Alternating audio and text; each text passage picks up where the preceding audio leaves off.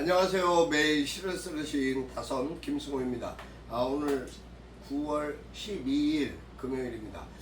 하루 날씨가 아침부터 좀 그래도 좀 누그러진 것 같습니다. 더위는 폭염은 조금 시들해졌습니다. 하지만 그래도 아침 기온과 낮 기온은 상당한 차이가 있습니다. 오늘 비 예보가 있었는데 아직 비는 없습니다.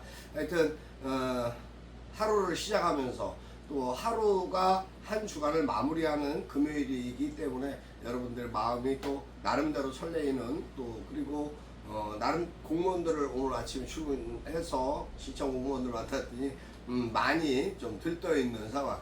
또 내일부터 주말이 시작되기 때문에 그런 것 같습니다. 하여튼 빡세게 그리고 현실적으로 열심히 뛰어온 그런 한 주간이 아닌가라는 생각을 해봅니다. 모두가 그러셨을 거라고 생각하고 오늘 하루도 아침을 시작하면서 풀꽃이라는 자작시를 써보았습니다. 자작시 먼저 낭독해 드리겠습니다. 풀꽃 다선 김승호. 아무 때나 괜찮아요. 잘 피고 잘 자라서 풀꽃이라도 심지가 있고 제 멋대로 인듯 싶어도 기준이 있어요. 함부로 나를 조롱하지 말아요. 나는 풀꽃이랍니다. 나는 햇빛으로부터 사랑받는 대지로부터 존중받는 풀꽃이랍니다. 나는 사랑받고 싶은 풀꽃이랍니다. 네, 여기까지입니다. 글쎄 그런 것 같았습니다. 꽃이라는 건 아름다운 줄기 잎과 꽃잎 뿐만 아니라 여러 가지 나름대로 꽃술까지도 아름답게 보여지는 그러한 꽃이 있습니다. 대표적으로 목련이나 또 장미나 아름다운 꽃들을 나름대로 제 모양대로 나타내는 꽃들도 있지만 요즘 이제 백일홍이 좀 피어날 시기이기도 하지만 제가 그 시드니에서 봤던 그 풀꽃은 상당히 잔디 위에 핀 모든 그 자연 그대로의 모습들 그것이 너무나 좀 색다르고 파릇한 아름다움을 저에게 봄이라는 그런 계절에 대한 걸맞는 그런 모습을 또 잔잔한 감동을 주어서 제 나름대로 글을 써보았습니다. 하루하루의 삶을 시작하면서 여러가지 설왕설래하는 마음 또 갑자기 또 생각지도 뜻하지도 않았던 어떨 때는 분노도 되고요. 또 그리고 어떨 땐 기쁨도 있습니다.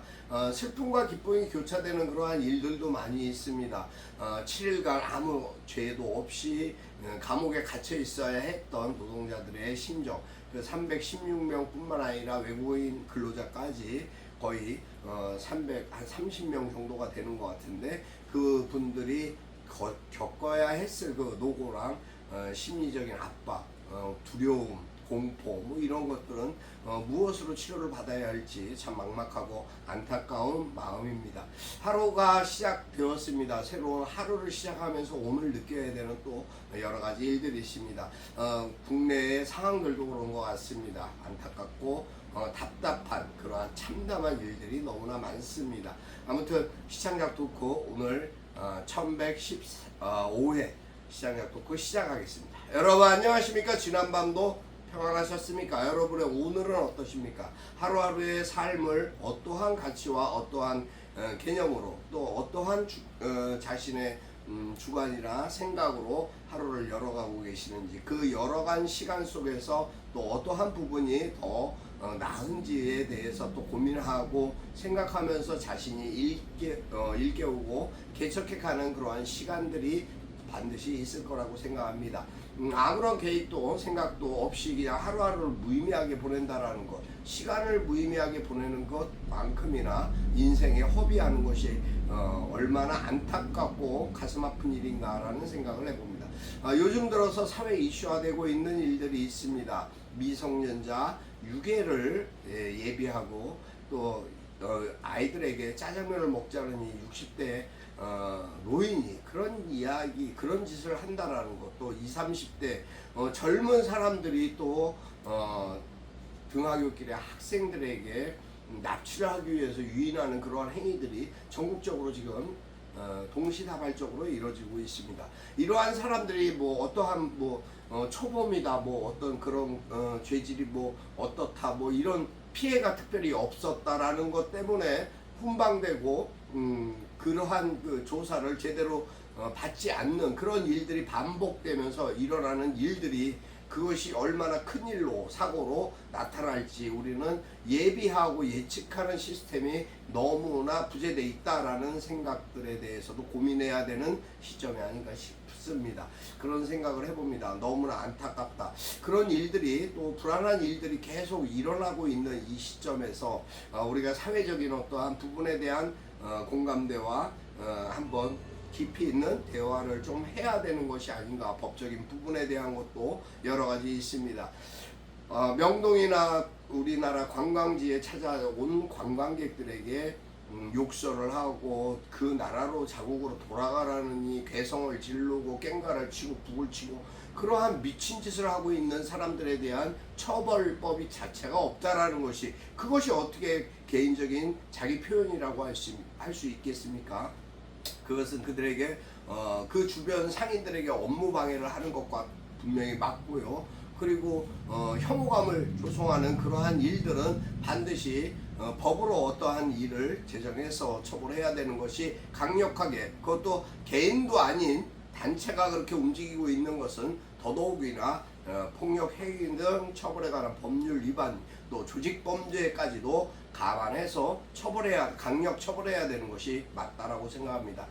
전기, 물 한 방울 나지 않는 대한민국에서 우리가 얻을 수 있는 것이 무엇이 있습니까? K-팝 외에는 사실은 반도체, K-팝 뭐 여러 가지 있습니다만은 그러한 기술적인 것 외에 또 그리고 예술적인 것 외에 우리가 다가온 손님에게 인사할 수 있는 우리의 옛 정서적인 정이라는 그러한 감성이 메말라가고 있는 이 시기가 굉장히 위험스럽다.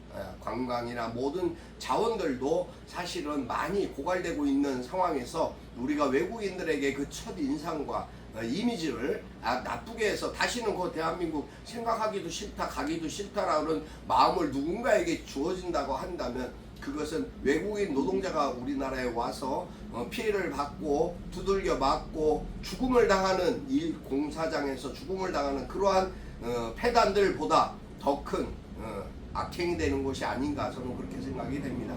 깊이 우려해야 되는 부분들이라고 생각을 하고요.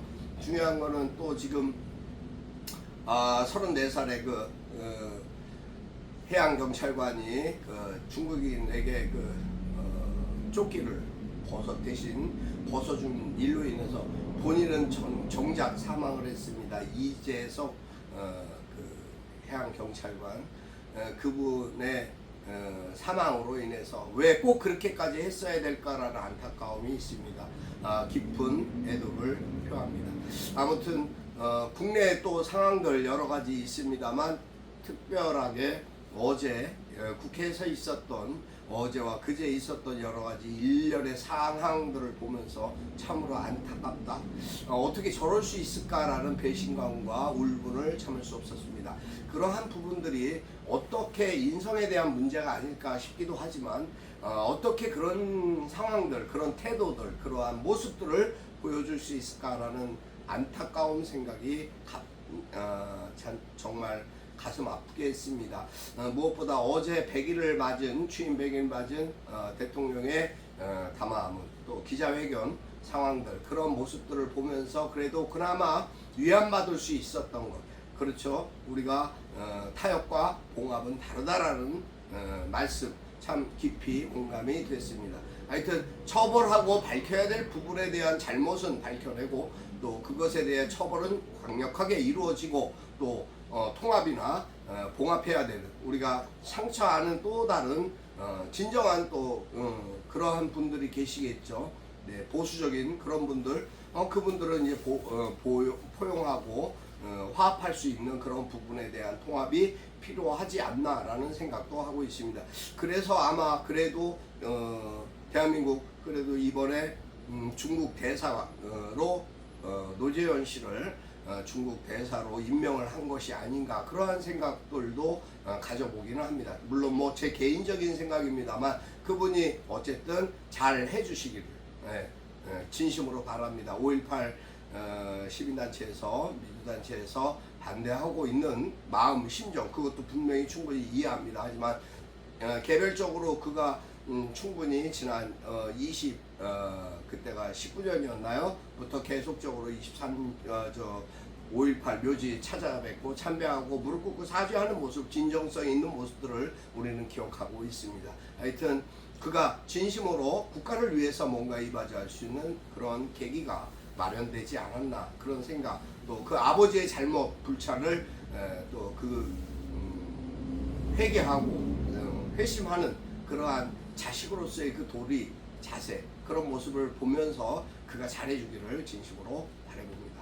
항상 건강하셔야 됩니다. 여러분 오늘 하루 살아가시는 동안도 뜻깊고 아름다운 또 행복한 그리고 보람된 그런 날 되시기를 진심으로 기도합니다. 사랑하고 축복합니다. 여러분의 삶 속에 언제나 하나님의 은혜와 축복이 함께 하시기를 기도하겠습니다. 감사합니다. 오늘 여기까지 하겠습니다. 다선 김승호였습니다. 감사합니다.